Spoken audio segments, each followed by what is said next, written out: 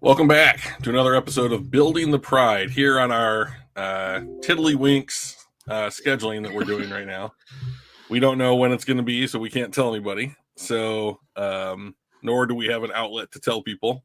Maybe we should look into that. Maybe having like a, I know we have like a Discord or whatever, but maybe we make like a Twitter account or something so we can tweet out when we're gonna. I think the best thing is for people to subscribe and click the little bell so they get the reminders. That's interesting. That would be the real way to go. Subscribe to the channel and then click the reminder bell. Excellent segue. Yeah, and then I'll try to be a little bit better about throwing some stuff into a couple of the Facebook groups that I'm in, which I did not do today. So, well, there's just like the Lions in Cleveland. My turn to segue. Yes. There's always room for improvement. So Detroit gets the win, 34-10, I believe, was the final.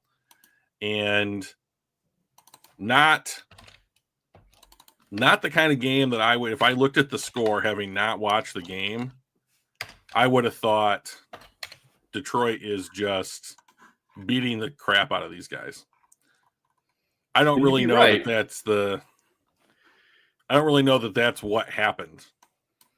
The score was certainly different, but so I feel like it could have been worse. Like we had a turnover for a touchdown that got overturned because of a penalty, right? And that was a strip. Was that a strip sack? That was the strip sack, I think. Yeah. Okay. And there was a kind of a cheap holding call downfield that overturned it. And then, so that would have been 7 more points. And then as we were driving down the field, and I don't know if you're going to talk about this at some point, but Goff tried to go long and went medium long, short of our guy, right into their defensive back's hands. That was 5 yards behind our, was it Khalif that was down there? I think it was Leaf. But either way, it was well short, intercepted. So we were, a good throw there. That was another potential touchdown because he was well beyond the dude. But for sure, it was one touchdown that got called back. It could have been a even bigger win. I mean, I guess the other way that I would, I guess maybe like the counter to that if I was being the devil's advocate would be like Khalif Raymond did have like a punt return for a touchdown, and those aren't normal, so it's that's kind of like a cherry on top of the win. So it's like, yeah, we did have a defensive. I mean, so this is the kind of thing that happens against bad teams, right? Is that you get like a defensive touchdown or a special teams touchdown, and it does inflate the box score. I guess my point here is that I thought Cleveland played really, really well on defense for the most part. Yeah, their defense played better than the score showed. That's a great way to summarize what I'm trying to get at here. So it could have been, the crazy thing is it could have been a worse, beating. Yet it still was not. They didn't play as bad defensively as the score truly showed. Yeah, and I did think that the Lions did a good job against their defense. Like Myles Garrett did not have a sack. In fact, I think that Jared Goff has now gone 3 of the 4 games without being sacked this season, which is a remarkable total number thing to have happen. So what happens when you have a really good offensive line? And I do want to talk about our offensive line a little bit because we're starting to get to the point in the NFL season where injuries might be going to start affecting the team both positively and negatively, which I know is a weird thing to say. But I thought Decker did a really good job making sure that Goff was safe on his blind side. Penei Sewell was doing Penei Sewell things and just putting dudes in the dirt time after time after time. And there's a lot of things to talk about in this game, I think.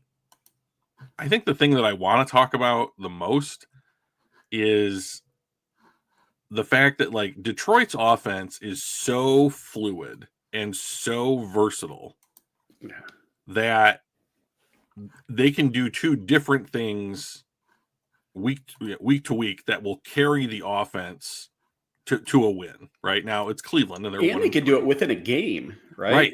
If they need to adjust because the run game's not going well. Okay, we got Laporta, we got JMO, we got St. Brown, we got Tisla. If the run game is going well, then you still have both, right? It's we have a ton of weapons. It's an embarrassment of riches, Drew. An embarrassment of riches on the offensive side of the ball. So like I know that like we want to put like a little like, oh, it's kind of fun or whatever. In all seriousness, it is an embarrassment of riches. It's an embarrassment of riches. Like, name the places on offense that the Detroit Lions can add. Like, you could add Hunter. That's it. Yeah, you could get a center. You could certainly do that, but they're too deep at running back. They have I think now very firmly top 10 quarterback in the NFL. They are too deep at wide receiver. They have a starting tight end. They have a developmental wide receiver that who might be awesome and like a starter caliber sooner rather than later. They have, in my opinion, the best tackle in football in Penei Sewell, and like another great one in Decker. And then they have a high pick at right guard who's starting to play much better, early on in his career, and like a high ceiling. A guard in Christian Mahogany who flashed last year, hasn't reached the same heights this year, So yeah, but like he was our lowest graded player this past week at 39.4. Yeah, I think that opposing defensive lines are like, we're going to attack these guys. We're going to attack you between center and left guard, and we'll be happy to live with that because that's the hole in the wall. That's the drawbridge or whatever. So yeah. So, but yeah, no, it's an think about embarrassment. the offensive line play this last week. Well, they didn't give up a sack, right? Like they Cleveland has the league's best run defense by a mile, and Gibbs by himself. I mean, Montgomery did not have a good game, but like if you added in his rushing yards and everything else, like the Lions got over 100 yards rushing, but like Gibbs ran for more yards by himself than I think the other two of the other three teams that the Browns have played so far this year. So, they achieved that. They gave up 34 points. On the league's best, the league's best defense gave up 34 points to Detroit. I just thought that I thought it was a good performance all around, but I don't think it was a dominant performance. And the reason I ask is I'm looking at the PFF scores for that game, and starting from the bottom, right, the worst grade, Christian Mahogany left guard 39.4, Taylor Decker left tackle 40.4. Monty was a 44.6. Tate Ratledge was 46.5. So like 3 of our bottom 4 are offensive linemen. And I'm like, I didn't feel like they played that badly. I mean, they were going up against a great defense, great defensive line, gave up no sacks, allowed our offense to do what the offense needed to do. Now, they weren't perfect, and Goff was under pressure, a few times, but like I was surprised at those grades individually. So, and sometimes it's more than the sum of the parts kind of thing. So while it might be a 39, a 40, and a 46 for 3 of the 5 guys, and you can scroll up to the very top and see 81.9 for Penei Sewell, and Glasgow had a 70.1. So it's really more probably a sum of the parts kind of thing is why it didn't feel like the offensive line played so badly, even though 3 of the 5 had the worst grades on the team. I thought as a unit, they played better than some of those guys did individually. So I think Graham Glasgow actually summed it up the best in like his post-game interview. He was asked, like, did he think that the Lions, but basically this question, like, you guys went to war with like the defensive line of the Browns tonight. Like, who do you think won? And he was like, I think you could say that we tied, and I think that that's a pretty good way of describing what happened. And I think why some of those PFF grades are as low as they were, because like you would have, Malik Collins on the Browns like stuff a run. Right. And Ratledge wouldn't be able to like keep him off, keep him, blocked or like seal him off or whatever. And, so Malik Collins wins that one. And then on the next play, Ratledge might get the better of him, that type of thing. And so like, I think that it hurt the grading because it was this like legitimate back and forth for everybody except Penei Sewell effectively, who is the one guy on that line that I would say if you had to pick somebody that's just going to consistently dominate whomever's on the other side of him, who's that guy? Okay, I'll put my money on. Oh, by the way, just fun question for you. Yeah. Penei Sewell, without looking, how old will Penei Sewell turn during this season? What will his age be? He will be, God, he was real young. I think we drafted him at, was it 19? Because no, maybe it was 20. In this season, he will turn either 24 or 25. You have to pick one. 24. I know he was 25.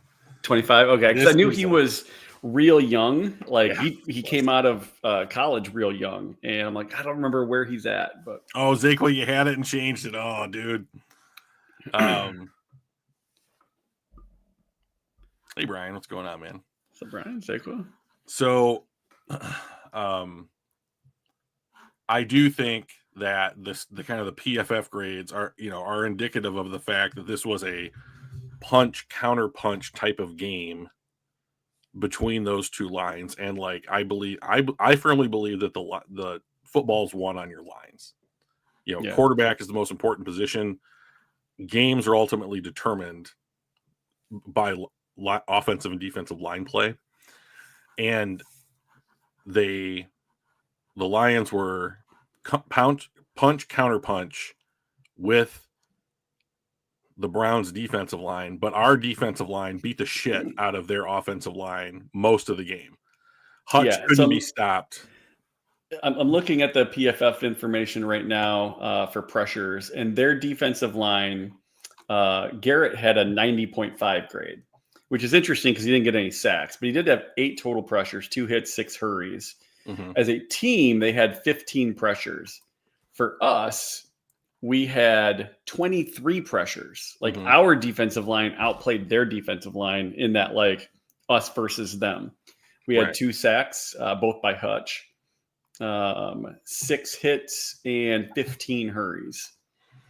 So we got some pressure on there. Hutch was a 92.6. Campbell, his tackling was, I will say, like he was on top of things. He looks great.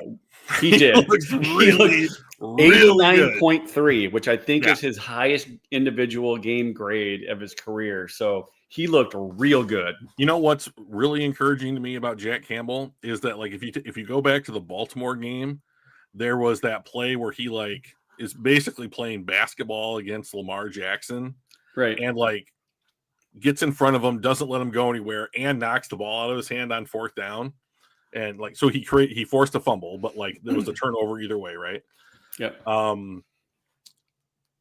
If he is this athletic, this young, and he's always been just an absolute tackle whore, right? Like he is somebody that just gets in there and is always making the tackle. But like my complaint about him is that there's no splash plays from him ever. He's just like a steak and potatoes tackle machine.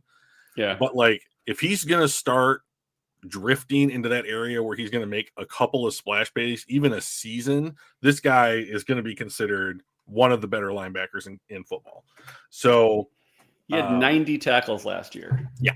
I mean, so in a 17 game season, you're thinking like what? That's how many a game? 6, 7, something like that. Yeah, something like that. And he's got 26 already in 4 games, which is 6-ish, right? Slightly over 6. That number, in my opinion, is going to go up because the Lions started the clock on Aleem McNeil this week. He's practicing. He had a limited practice on Wednesday. So that doesn't mean that he's due back imminently. Like the Lions may give him 3-4 weeks in order to get back into football shape and to make sure that his knee is okay. But they are confident enough in his recovery to basically say, we're taking you off of injured reserve. We're going to get a roster spot for you, and you can start practicing. And that is good because if he can get back to anything approaching the level that he was playing at before he got hurt, that'll just make the defensive line better. And we need that right now because we've had injuries in the secondary. So excellent timing here. So let's address Zaqua's question just real quick. Yeah. Will we give up another opening drive TD for a fifth straight game? Why does that keep happening? Let me address the second part first. I believe it keeps happening because the first series or two series of any football game for an offensive side are scripted. Like the quarterback and the offensive unit knows what plays they're trying to call. I don't know how that's put together, but they basically have an outline for how they want the first 15 plays to go. And I think Detroit is weak against that. I think Detroit is better when they can diagnose what the team wants to do and then adjust even small changes to that, and so they can say, okay, here's your tendency that you're going to have today. This is how we're going to change it. Okay, Hutch, go cause havoc. Okay, Branch, mirror this guy. Okay, Kirby, like we're going to shade to this side of the field. And that's when you see them start to shut down opposing defenses is like the second, third, fourth quarters. So that is my guess as to why teams are getting success early in games against Detroit. I don't know how you stop that. So if that is true, if I'm right, which there's a really good chance I'm wrong, but if that's true, then I don't really know what you do. The way that I would try and do it would be I would try and be even more aggressive and just to force them into mistakes. But sometimes that can burn you just as easily. So I don't know. I will answer the first part when we talk about the Bengals game later in the show. Okay. Don't leave, Zaqua, because I have thoughts. Don't go anywhere. Coming up. Yeah, exactly. With no commercial break. So no commercial. Yeah, that's true. Just remember, we are doing this. We made the decision to not have commercials. Like we're like, people wanted to give us money to do this, and we were like, no, we won't do it. So we're That's coming. Exactly what happened. Yeah, exactly what happened. We turned down tens of dollars to have this be commercial free. Yeah. So, but yeah, it is a concern. But like once Detroit scored their go ahead touchdown, I was just like, there's no chance that Cleveland can catch up. I mean, there's just they would take those kind of fluky, the ball bounces your way kind of plays. I just have no fear whatsoever that Cleveland could mount any kind of offensive game plan that led to them staying with the Detroit Lions, especially at home. So I had very little anxiety when it came to this game. Yeah. I figured it was either going to be something like this or somebody's at the front door. Apparently somebody's at my front door. That's why I have teenagers. Danny can get it. Danny, if you're watching, go answer the door. But I thought it was going to be either something like this where we're just going to all right, I know you've got a good defense, but we are far more dynamic and we have far more options than you can handle. And we're just going to beat the crap out of you. Or their defensive line is going to get to us. Yeah. The run game's not going to work. When the run game doesn't work, the rest of our offense for the most part doesn't work. Because Goff is not a guy like his superpower is not taking a team and putting it right on his right arm, right? That's just not what he does. He manages the game really well. He mixes the plays in really well. If he has some time, he can really dial in the offense. So my fear was, all right, if their defensive line does what they need to do to stop our run game and get pressure on him, it could be turnover here, a pick six there, a fumble, a strip sack kind of thing. And it could go the other way. I think it'd still be close, but go the other way. And I was thrilled to see That didn't happen. Their defensive line just couldn't get the push on our offensive line. Our run game performed better than any run game that they've faced so far. And they played a couple decent teams. So I was pretty excited about the game. Yeah, I mean, and like this is the kind of score that when you see something now, like where it's Detroit versus like a team like Cleveland, that you I expect something like this, and that's great because it means that we're a good team and not still trying to figure out the way that Cleveland does. I will say, I think that the way that Cleveland is now managing their roster mirrors what Detroit has done pretty closely in the first 2 or 3 years of Detroit's rebuild. So Detroit had a preeminent pass rusher in Aiden Hutchinson. They have Myles Garrett. Then Detroit went into the 22 class and they took a running back, a linebacker, a safety, and a tight end. And then this last year, Cleveland went in and they drafted Judkins, Carson Schlesinger, Harold Fannin, and Mason Graham, and those aren't, they're not all the same positions or whatever, but they are basically like, we had a bunch of picks in the first 2 rounds.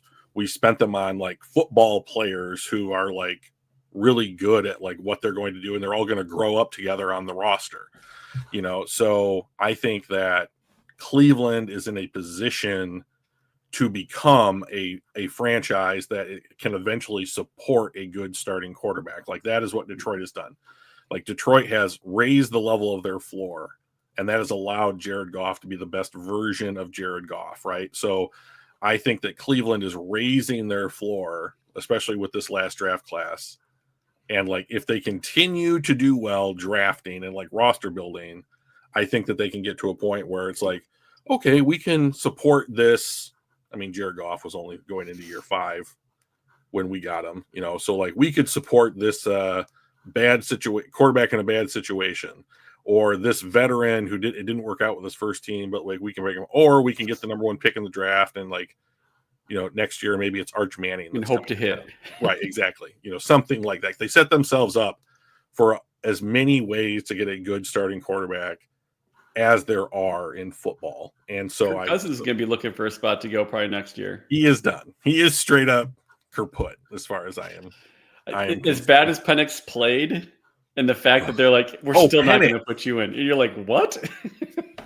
Okay. I thought you said Cousins for some reason. Yeah, Kirk Cousins. Like as bad as Penix played, they still didn't put Cousins in. Right. Like, at some point, do they go, all right, maybe we need to get Kirk back in here for a game or two? I swear he kicked somebody's dog or something like in that building. Like they just seemed to hate, they gave him all this money and then they were like, no, we immediately hate you. So I don't get it. Like Michael Penix did look a lot better this week than he did. He was unwatchable 2 weeks ago.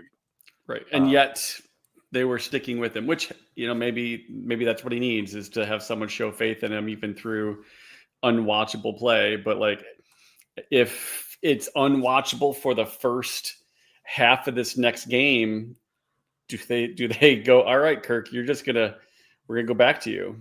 No. If I was Atlanta, I would be willing to eat a bunch of his contract to move him for some kind of pick. Like there are teams getting really close to needing, oh God, why they have not dealt for Jameis Winston from the Giants is I don't understand it. Like, why not either of those guys? Well, I mean, so like the thing that Jameis Winston is known for is that dude, I don't know what the good analogy is, but he is just every time he drops back, it's a lotto thing. Like either you're gonna hit or you're gonna miss.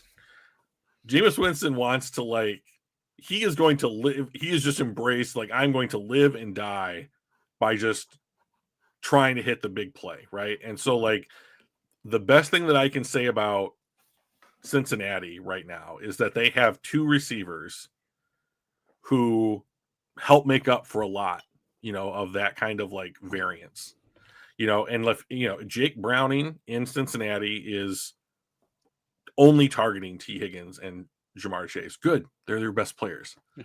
That makes a lot of sense to me. It's not working at all for them, but like, if you give it to Jameis, maybe it would, I don't know. Like, and like, what are you going to give up? Like a 6th round pick? I mean, who cares? Like I also think that they're just like, this is the NFL's version of tanking. Like, we lost our quarterback, we'll make no additional moves to get better. And then it's just like, well, we lost our quarterback. What do you want us to do? It's not like people aren't playing hard or coaches aren't coaching hard. It's just that, like, you lost one of the best quarterbacks in the NFL. And if there was ever an argument for MVP, it's not statistics, it's this. Look how bad this team is without Joe Burrow on it. It is awful. This is exactly what I saw even when Joe Burrow was on the team. It's not like I didn't think they were going to be this bad, especially with Joe Burrow playing. But I was just like, even with Burrow playing, I was like, there are things here, there are cracks here that you can exploit. Yeah. And now that he's gone, it's like, the only thing is cracks. It's like walking on a glacier. Like, don't fall in, you'll never hit the bottom. They are truly awful. It is.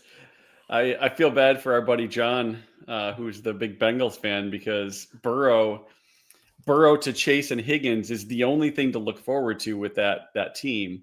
Yeah, they got Trey Hendrickson, but he's good.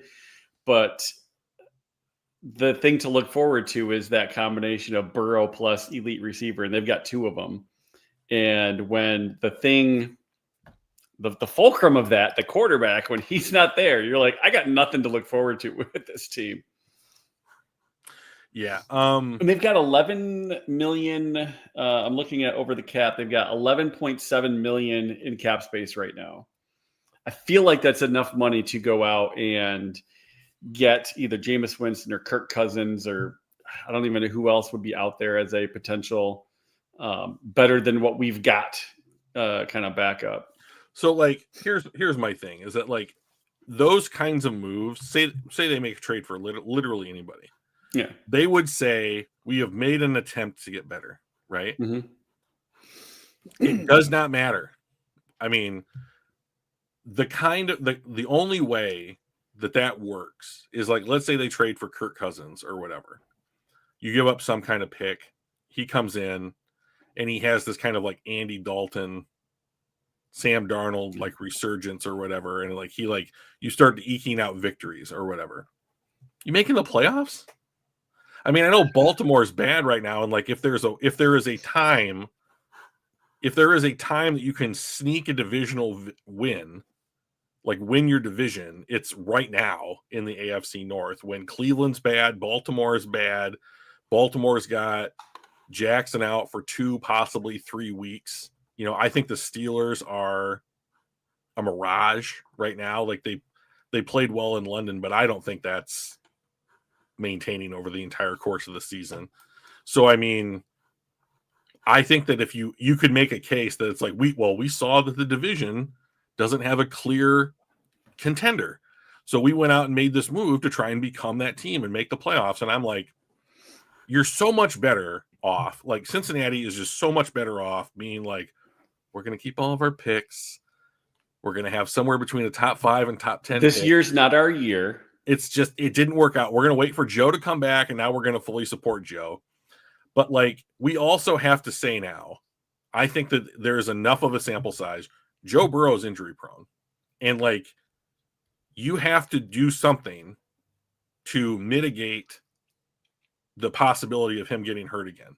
So, like, to me, what that looks like is you got to go hard at your offensive line.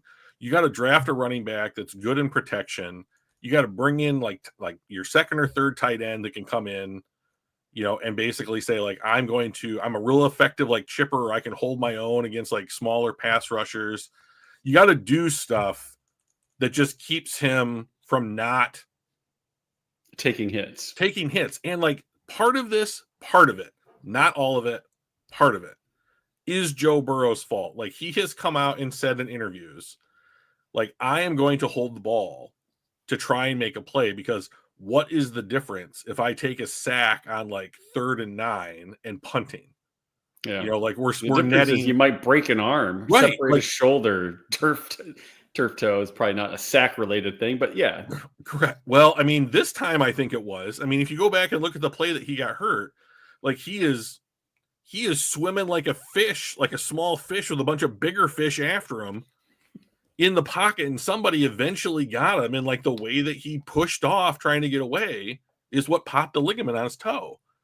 And so like that is never something that you can be like, oh, well, we can't have him walk around in the pocket. Like he might pop a ligament in his toe. Like that's just not logic.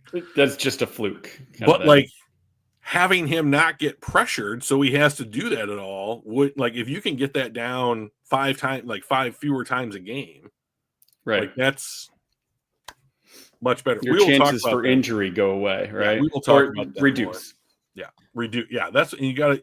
I mean, with somebody like Joe, I would be like, we're going to go to the quick passing game, and we're going to put a lot of money and resources into making sure that you are okay. Yeah, that's what I would do. I don't know why they don't. I have no faith in Cincinnati ownership or management. So they don't even have a fucking golf cart to come out and get him to take him off the field. Like they made him walk off with a hurt toe. Like I'm just like, you guys don't have a golf cart that you can bring out? Everybody else has a golf cart. They're not that expensive. Right? Yeah. You were mentioning how disappointing the Ravens have been, at least record-wise, right? Like they played Buffalo really well into the last 2 series where their defense kind of collapsed. Yeah. So like that's a win. The way that they played is a win against most teams, but it's a loss in the record books, right? So our buddy A6 sent me a message and said, "Hey, I think I figured out what was going on with the Ravens," and so he sent me this. Okay. I thought this was kind of funny, and I thought you might get a kick out of it because I know Baltimore is your kind of like your alternate team. I paid an Etsy worse stickers this NFL team this season. I have people at my work that believe that voodoo dolls are real. So I mean, like, I can't definitively disprove it, but I do think there are reasons why Baltimore, and I'll just cover them real briefly, like in all seriousness, is not doing as well this season.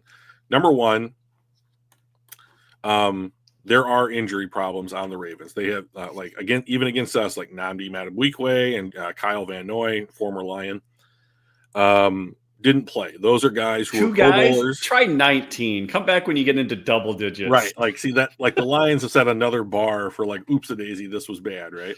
Right. But like, so those 2 guys were Pro Bowlers who are key players at their first and second level of defense. Because Kyle Van Noy wasn't playing, like you had to start a rookie next to Roquan Smith. So whatever. Here's a big one that I think is really affecting them, is that they have moved Kyle Hamilton from nickel to a free safety position. So he is further away from the ball. And like people like Kyle Hamilton, Derwin James, Brian Branch need to be nickels because they are closer to the line of scrimmage and they can affect things, in my opinion, so much more than what they can do as like a safety further away from the ball. Remember, we had the guy from PFF, his name is escaping me. Eager? Yes, thank you. And he said the further that you get away from the ball, like the greater the reaction time, the less impact you have on the play, because it takes that much more time to diagnose, respond, and get yourself back into it. And like, and you're less likely to have that ball come near your portion of the field. Right. So people like those safeties or nickel corners, or however you want to define them, I think need to be near the line of scrimmage where they can pressure, affect, diagnose, tackle, create turnovers. And you need, so going into the draft last season, there was a lot of discussion about whether the Lions should draft like Malachi Starks, who ended up in Baltimore, because he would be somebody that you could pair next to Kirby Joseph and allow Brian Branch to be a full-time nickel. And I was like, yes, I'm pro this idea. Hooray! Like Huzzah. I would love to have Hutch on one side and Branch and the nickel on the other side. And like the quarterback's like, is Branch going to blitz? Is he going to blow up these ridiculous fucking behind the line horizontal passes that teams love to play that never, ever, ever work? And with the proliferation of the too high defense, there's so many more underneath routes. Yeah. That's where you want guys like Branch. That's where you don't want guys like Kyle Hamilton. I totally agree. Yeah. So like those changes, I think, have opened up enormous gaps in like the Ravens defense, enough to where it took them from we're a really good above average defense, like, you can run on us and you can throw in the middle, and Kyle's not making as many plays, and Marlon Humphrey is just awful. I mean, Marlon Humphrey is just St. Brown abused him all game. Huge like he step caught back. He got a touchdown over him, like the 4th and 2 play that Goff had that really nice floater over the top. Like Humphreys held on that play, and St. Brown still caught it. Like they're just not very good. And that now Lamar is hurt. Like, and one of the key problems I think that like the Ravens have had since Lamar's been there is that like they really haven't had a dynamic wide receiver. Like their best wide receiver has been Mark Andrews. Yeah. And they got Zay Flowers, but I'm not sure I would throw him in that like dynamo type of list, right? He's good, not great. Yeah. Yeah, exactly. So like that's my take on Baltimore. So we'll see how the AFC North shakes out. Good year to play them. Year to play them. Yeah, so since we've kind of tangented away from the Lions for just a little bit, I do want to throw one thing up on the screen and ask you about this particular game. Sure. And that is the Cowboys and Green Bay Packers. First of all, I find this super interesting. 40 plus points and no turnovers. 300-0 at home. And now they're 300-0-1 for those teams in that situation. But did you see the way that game ended? They were so lucky to even get the kickoff to tie the game with 1 second left, because it was 17 seconds. They meander up to the line. He's looking around, calling the play, finally takes a snap with about 7 seconds left, takes a couple steps back, still looking around. I'm like, are you just wanting the time to run out? Or are you just assuming that if you don't make this throw, the game's over and you're just taking that risk? You got so lucky with the throw and the out of bounds at the 1 second kind of thing. What were your thoughts about how that game ended and the just horrible clock management? I didn't see the end of this game, not even in a highlight. So, however, what I will say is that I have listened to multiple podcasts discuss this game, and the first thing I'll say is that it's a severe disappointment that there can be ties in professional football. Yeah. I think that ties go against the inherent nature of any competitive sport. So, I mean, nobody wants to spend $500 to go to a game just to end up with no winner or loser. I don't think that there's any positive that can be made for a tie. So, agreed. The fact that we don't have overtime rules, I mean, like, that's the nice thing about college, is that there's never been a tie. I mean, what is that? I'm trying to bring the video up for it so you can watch it. But like there have been ties in college football, but they've been a long time coming, and okay, here we go. Oh, I see. It's that guy. I know that guy. Yeah. I mean, this is the first one I found, but like, I'll blow it up and I'll mute it so we don't have to listen to him, but Jordan was trying to dack the game away. 25 seconds left. Okay. 21. He says huddle. Huddle up. All right. Now there's 11, 10, 7. Finally snaps it at 6. And he just stand there, and then throws it. And it happens to hit somebody and then fall incomplete with and that's 4th and 14. Fraction of a second. And it was 3rd and 14 at the time. Oh, so now it's 4th and 14. Yes, but they got so lucky because that ball hit somebody in the back instead of like continuing its thing, and it would have been done. And then they go and they do not have a timeout. Is that correct? They do not have a timeout. But like 4, 3, 2. See, it's going to hit this guy right in the back. Yeah. With 2 seconds left, and then the ball's going to hit the ground to stop the clock with 1 second left. And he was literally a half a second from just completely wasting that game away. Just crazy. Just such terrible clock management. Like at some point you have to get up there and go, okay, there's not enough time. I either throw this right away or I throw it away right away. It was just bad. Like, what did you heard about it? Well, what I had heard about it, college had ties in the 80s. I was born in the 80s. Thank you, Brian, though. I appreciate the information. What I had heard about it was that it was just poor clock management and it was LaFleur's fault. But like, here's what I saw is that like there appears to be heading into this play not 100% certainty on what was supposed to happen. If you had that, then everyone runs to this spot knowing what happens. Right. You snap it and you get at least another second or two in order to take the play, see what's going on, maybe win, and then you can manage the clock a little bit. But like when he's going like huddle or whatever, yeah. Like to me, you can't huddle, and you get up there, you call at the line, right? Yeah, like you always, when I'm listening to Lions broadcasts, the one thing that like, especially when Campbell knows that they're going to go for two in a particular spot of the field or like during a certain situation, they call two plays on like going into third down. Mm-hmm. You know, like you can't tell me that like there's not a more tailor-made situation for a 2-play call than this right here.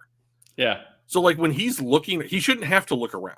He should just be able to know it's this and then that, and then we're going up to the line. You know, if this happens, we call that. If this happens, we call those or whatever. And that isn't what happened. And like just the general lack of like, because I think the general lack of urgency from the 100%. Packers is that like they don't know what's coming next. Look, they're jogging, like they're looking at each other, they're talking, they're trying to get lined up correctly. Like that isn't those people knowing what their job is supposed to be heading into that scenario. The previous play ended with 21 seconds on the clock. They snapped it with 6.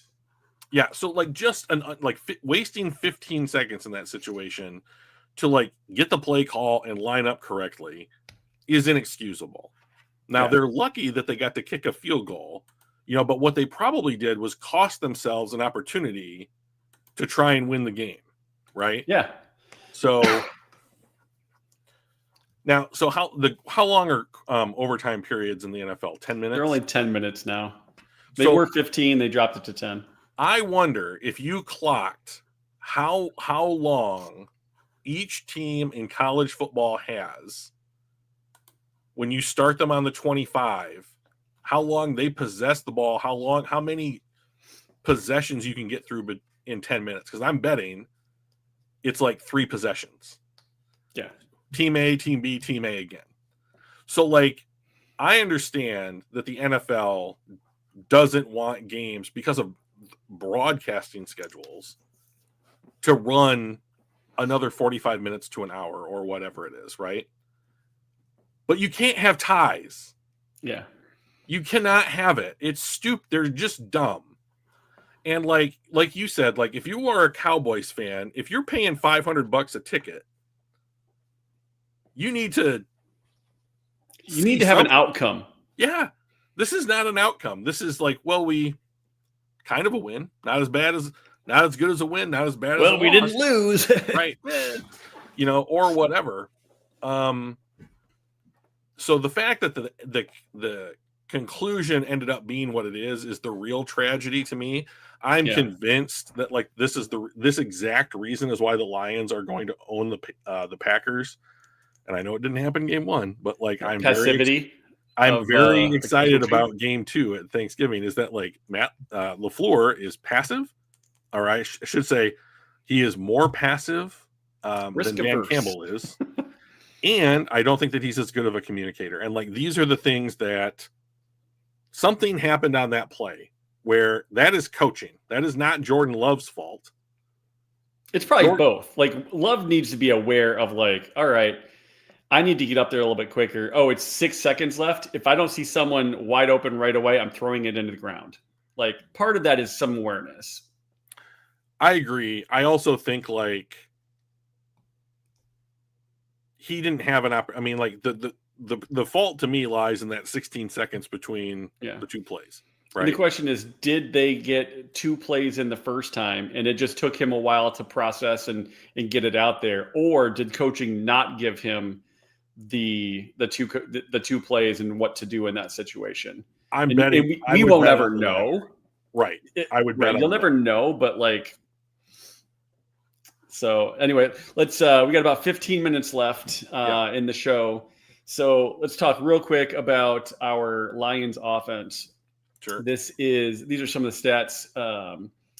We are first in points per game at 34.3, sixth in rushing yards and total yards per game, and 10th in passing.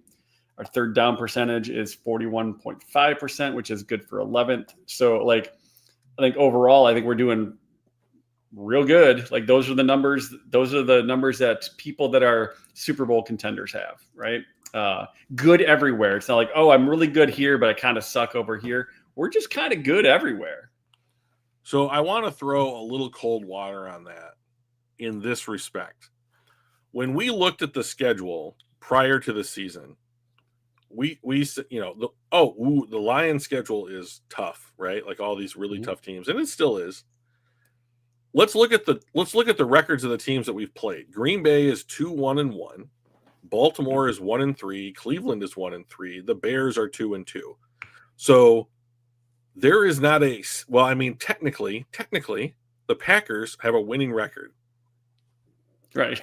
But through 4 weeks, one of the 4 teams the Lions have played have winning. The Bears have a winning record without us, without our game, correct. Right? They're without having played us, not having played us. Cleveland is still 1-2. Kevin one being Packers Stefanski is a 2-time Coach of the Year winner. Vomit. Okay, so I'm just going to throw a little water on that right now. However, I will say, when you play bad teams, you should have stats that look like this if you are good, and the Lions are good. And this just confirms what I think about their offense, is that it's unbelievably versatile, it is dynamic, it is consistent, and it doesn't matter who you're playing, they're going to put up points. There's no 9-6 wins on this roster right now. Like there are, I brought up their wins. They have scored 20, they have scored 13, 52, 38, and 34 points. And so like the Bears are 500. The Packers are 500. The Ravens have a losing record, but people would still argue that they're good. The Browns people would argue that they're bad, but they also have statistically the league's best defense. And they beat the one team that beat us. Right.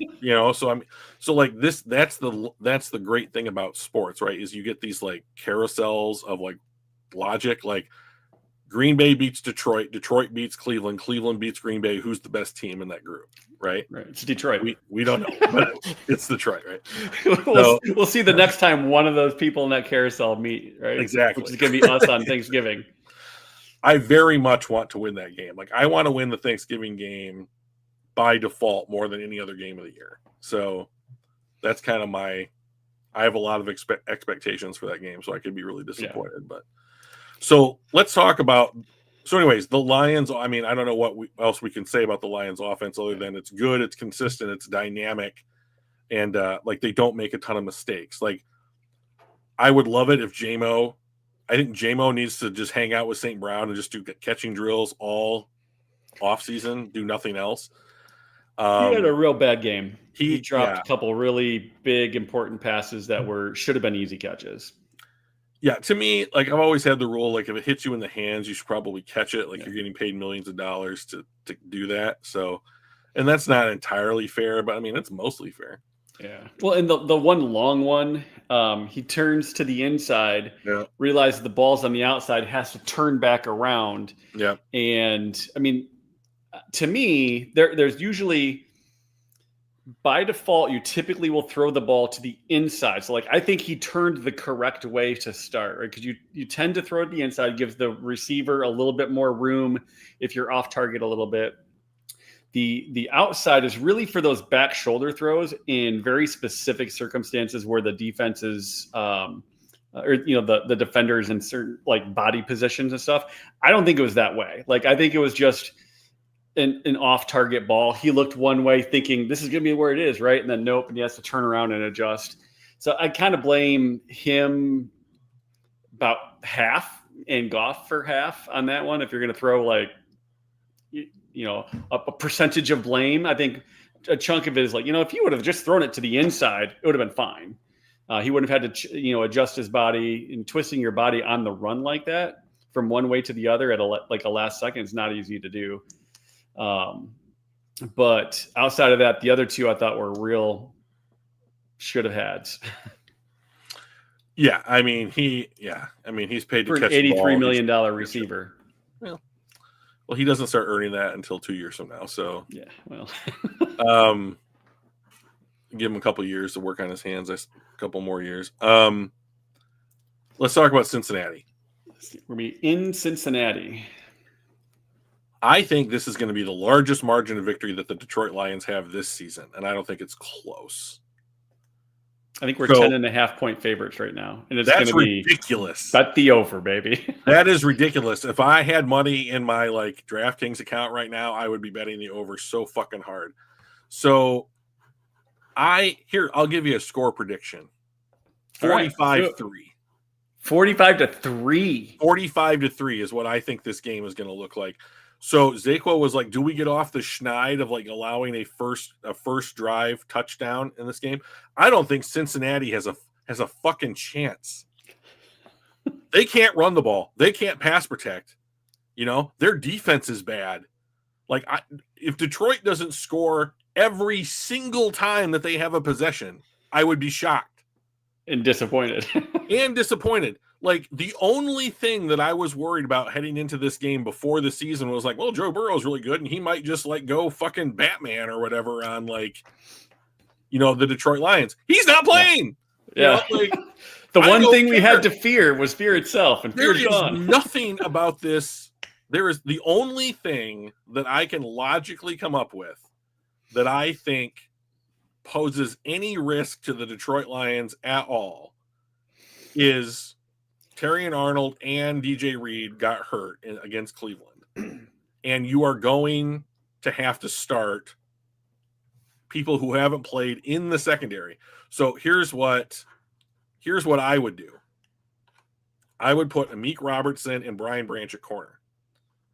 And then I would have Rock Ya-Sin be the other safety across from Kirby Joseph, and I would play Avonte Maddox. And they put DJ Reed on 4-game injured reserve on Wednesday, and they brought up a bunch of DBs, 3 DBs from the practice squad, Eric Hallett, Nick Whiteside, and one other guy. And then they signed a bunch of guys to the practice squad, Trey Flowers was the name that I recognized from that list. So they're going with the next guy up mentality. That's how they do it in Detroit, in Allen Park. That's the idea. But the only thing that I think can hurt is too many points. There's no way that Cincinnati scores that many points. So okay, hang on. So just real quick. 38-6. I'm gonna go 38-6. Okay, all right. I'm not even gonna. I think that's a legit score, Michael. I'm really proud of you. Brian says, I think we have 3 sacks already. Yeah, that's not a joke. So so here's the last 2 games. What the amount of points that the Bengals have scored? They scored 10 against the Vikings, and that just demolition game where Isaiah Rodgers basically beat them all by himself. And then they put up 3 points against the Broncos. Okay, the Broncos are supposed to have one of the league's best defenses, number 1 or number 2, depending on who you ask. Okay, Detroit may not be in that particular discussion as league's best defense, but per PFF, I believe that we have the 6th best defense in the NFL currently. And when you're telling me that a team can't run the ball and a team can't pass protect, And that means they have to throw the ball in order to score points, which means we know what they're going to do. And so I would drop somewhere between 7 and 8 guys into coverage every time, and like basically say, rush Muhammad, Hutch, and Reader Hutch, in the middle. AQ, Tyleek, go fucking ham, dude. DJ Reader may not play 10 snaps this whole game. Like, it is going to be ridiculous. And like, they had a snap. They had a snap last week, I believe, against the Broncos, where it was the Broncos rushed 3 dudes, right? And the 2 guards and the center take the defensive tackle in the middle. And the 2 edges beat their tackles fucking clean. Both of them, not just one. Yeah. And it was so funny because there's a still image of like one guy and like 4 guys all around him. And then the other 2 are already around their tackles. How? I mean, like, the Broncos have legit guys. I mean, like, Nick Benito is a sack specialist, and like I think the other dude's name is Cooper. And like, they are good at that, right? Aiden Hutchinson is fucking elite at it. So I mean, like, one side of that Bengals offensive line is going to look like a turnstile. Hutch should have 3 sacks in this game, because they are going to have to throw the ball the whole time. If the Lions win the toss, I would defer and get the ball in the second half. And like, that might be the only decision they have to make. This would be one of the few times I would say yes, because we play so much better when we're ahead. And so I would typically say, let's take the ball, let's go down, score, get ahead so we can play our game. But this is one of those times where I'm like, I'm not afraid of the other team getting ahead enough where we're going to be like, gosh, I wish we would have gotten this first score. We can just do our thing better, right? Yeah, I would legitimately do this. Like, I would basically say, I'm going to rush 4, and then whatever side of the field Jamar Chase is on, I am going to have one guy jam him at the line. I'm going to have a linebacker shade him on intermediate stuff, and I'm going to put Kirby over the top of wherever Jamar Chase is. And so then, if you want to beat the Detroit Lions with your backup quarterback, your no running game, and then throwing the ball to T. Higgins 15 to 20 times, I'll live with that. But I would give Megatron level defense to Jamar Chase in this game, and basically say, okay, you beat us with your backup quarterback and your number 2 receiving option. You deserve to win this. I don't give a shit that it's on the road. Like this, I am 45. Write it down somewhere, Mike. 45-3. 45-3 is what I think this is. I think the Lions are going to score every time they touch the ball effectively. So, like, and then like into the predictions channel of our Discord. Yeah, there you go. I want it on paper. On paper, so you can hold it up, so that I can hold it up when I'm right, or anyone else can be like, "Nah, you were wrong." And I was like, "Oh shoot, I was only off by 31 points." You know, so like that is where I think this game is going. This will be a fucking embarrassment of the Cincinnati Bengals, and I am here for it. That's a team that's based in Ohio. Let's go. So, all right, I found the image. Oh, good. Do it. This is gross. This is so gross. Look at this shit. Browning took like 4 or 5 steps and he's dead. He's dead. It is 4-on-1, and then these 2 guys both very cleanly beat their and this is 70, 75, 76. I don't think this is like a running back that's chipping or trying to take somebody, and this is a tackle. Like here's their running back. Yeah. Right. This is left tackle, this is right tackle, and then this is everybody else. Can you imagine what would happen if they put one more guy on their defensive line? He wouldn't need to. He would have been stuck somewhere in this, and it wouldn't look near as funny. That is at least 2 or 3 people who don't know what the assignment is. Yeah. Or and if they have the assignment right, great. I'm happy to go up against that all day. Yeah. Like AQ Muhammad can beat some right tackles. Like he's already doing it. Like he's really shining as like a guy. Oh, by the way, does anybody know why we cut Ahmed Hassanein at this point? Like he's not even on a roster, I don't think, right now. Like, did we figure out that he was funding terrorism and then just quietly let him go or something? What the fuck? I have no idea. We were pretty high on him. Then he just went away and nobody else picked him up. So I can't say that we were wrong if 31 other teams are like, nah, never mind. I've tweeted at 3 different Lions beat writers and asked the same question. Like, why is this guy not in the league? Like, he's not on their practice squad. He's not on an injured reserve list somewhere. They just cut him. They just cut him. I don't get it at all. So, well, I do wish I was a fly on the wall on the offensive line as they're reviewing tape this week. And when this play comes up, I wish I knew what the OL coach is saying to those guys, because I just don't understand this one. But yeah, I don't get it either. Drewster, we are at time. Yep. So it's always good talking Lions. Next week. So this week, Thursday, is Rams Niners, and the Lions play on Sunday. This game will 4:25. This game will not be close. Yeah. So 4:25 p.m. Yeah. Till next week. We'll see everybody. Go Lions. We'll be back with another Lions victory. I am 100% certain of it. Guaranteeing it, Mark Messier style. Here we go. Calling my shot. All right. We'll see you guys. See ya.